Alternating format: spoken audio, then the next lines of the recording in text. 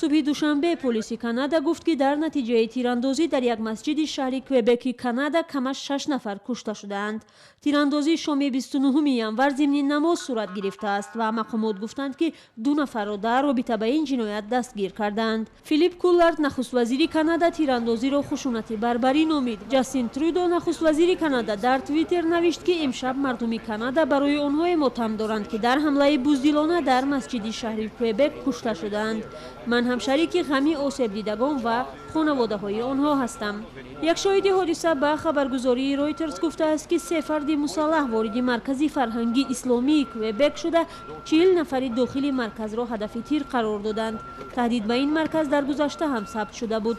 моҳи июн дар даромадгоҳи марказ сари хукро ҳаво дода буданд. ҳодисаҳои марбут ба исломситезӣ соли гузашта баъд аз оғози баҳси манъи ниқоб дар вилояти Квебеки, Канада афзоиш ёфтаанд. дар вилояти Онтариои Канада бошад соли 2015 баъди ҳамлаи маргталабона дар Фаронса афроди номаълум як масҷидро оташ заданд.